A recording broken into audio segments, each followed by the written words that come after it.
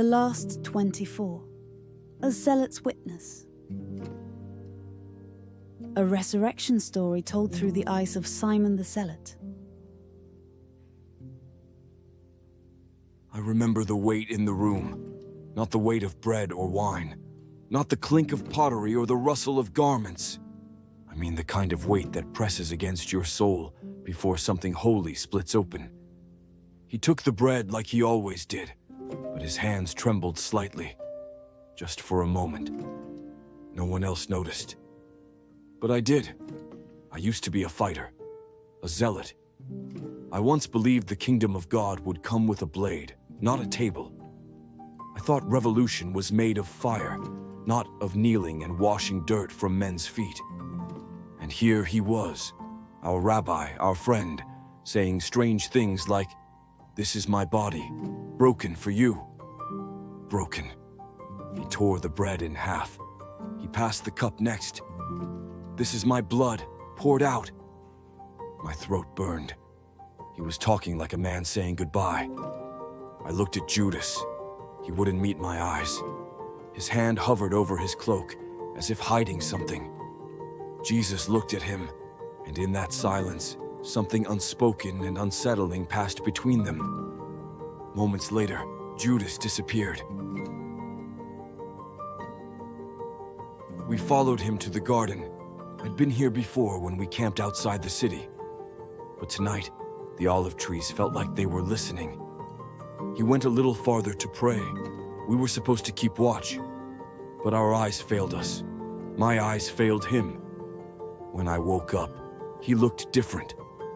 There was sweat, no, blood on his brow. I saw it glisten in the moonlight. He looked at us like a man already abandoned. "Could you not keep watch with me 1 hour?" he whispered. We had no answer. We never did. Then came the flicker of torches in the dark. Roman steel, priests and guards. And at the front, Judas. He kissed him. On the cheek. I grabbed the dagger I hadn't told anyone I still carried. I lunged. But Jesus stopped me. Enough. His voice wasn't angry. It was heartbroken. And he healed the servant's ear. In the middle of betrayal, he healed. They arrested him. And we ran. I followed from a distance, weaving through alleyways like I used to during my days as a rebel. They dragged him from court to court. Caiaphas, Herod, Pilate. No sleep, no mercy. False witnesses, spit on his face. They struck him, mocked him. But he said nothing. I wanted him to say something. I wish he'd say something. Anything. One word from him, and they'd all fall like dust. But he stayed silent. Pilate offered him to the crowd. Barabbas or Jesus? And they chose the murderer. The irony stung. I used to believe in men like Barabbas. They stripped him, tied him to a post. I watched from behind the colonnade, fists clenched until my knuckles split. The first crack of the whip echoed, then the second, then the third. It didn't sound like leather. It sounded like sin being ripped from eternity. Blood pooled at his feet. His back was shredded. His silence, deafening. He was barely standing when they crowned him with thorns. They made him carry it through the streets, the same streets where children once danced when he passed. Now mothers pulled their sons back. Stones were thrown, insults too. He fell once, twice. They grabbed a man from the crowd, Simon of Cyrene. I should have stepped forward. I didn't. At Golgotha, they nailed him down. I heard the hammer. I heard the wood splinter. I heard his screams of agony. They lifted him up like a banner of shame. But I saw glory in it, even then. "Father, forgive them," he gasped. "Who does that?" Darkness covered the sky at noon. The ground shook.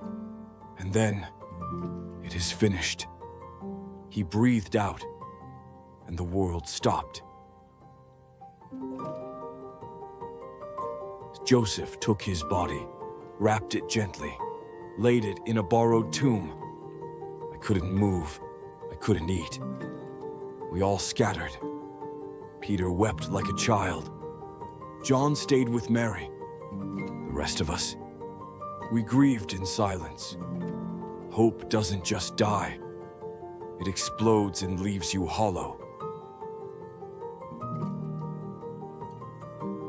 It was the women who told us. Mary of Magdala, breathless. He's gone. The tomb is empty. We didn't believe her until we saw him. He appeared in the room, just like that. Wounds still visible, voice still tender. Peace be with you.